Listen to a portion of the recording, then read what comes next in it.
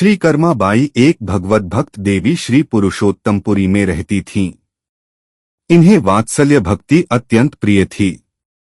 ये प्रतिदिन प्रातःकाल स्नानादि किए बिना ही खिचड़ी तैयार करती और भगवान को अर्पित करती।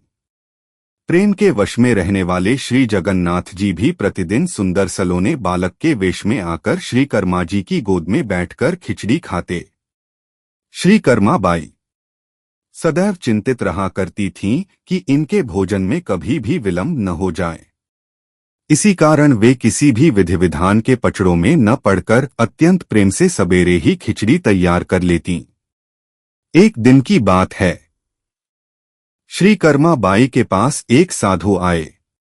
उन्होंने अपवित्रता के साथ खिचड़ी तैयार करके भगवान को अर्पण करते देखा। घबरा कर उन्होंने श्री कर्माबाई को पवित्रता के लिए स्नानादि की विधियां बताई और कहा कि प्रभु को स्वच्छता के साथ भोजन अर्पित करें। भक्तमती श्री कर्माबाई दूसरे दिन वैसा ही किया, पर इस प्रकार खिचड़ी तैयार करते उन्हें देर हो गई। उस समय उनका हृदय रो उठा। मेरा प्यारा श्याम सुंदर भूख से छटपटा रहा होगा।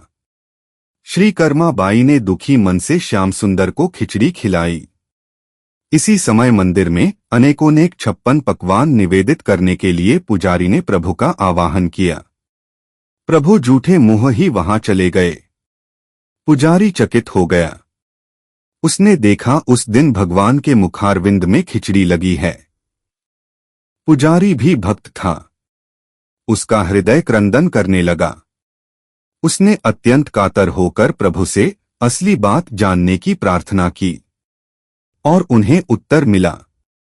नित्य प्रति प्रातःकाल मैं कर्माबाई के पास खिचड़ी खाने जाता हूं। उनकी खिचड़ी मुझे बड़ी मधुर और प्रिय लगती है। पर आज एक साधु ने जाकर उन्हें स्नानादि की विधियां बता दी, इसीलिए खिचड़ी बनने में देर हो गई, जिससे मुझे क्षुधा का कष्ट तो हुआ ही, शीघ्रता में जूठे मुंह आ जाना पड़ा। भगवान के आज्ञानुसार पुजारी ने उस साधु को ढूंढकर प्रभु की सारी बातें सुना दी। साधु घबराया हुआ श्री कर्माबाई के पास जाकर बोला, आप पूर्व की ही तरह प्रतिदिन सवेरे ही खिचड़ी बनाकर प्रभु को निवेदन कर दिया करें। आपके लिए किसी नियम की आवश्यकता नहीं है। अब श्री कर्मा जी उसी तरह प्रतिदिन सवेरे भगवान को खिचड़ी खिलाने लगीं।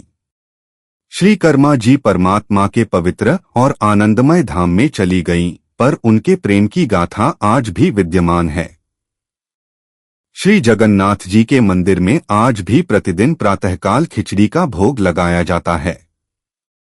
भगवान की प्रिय भक्त श्री कर्माबाई की जय।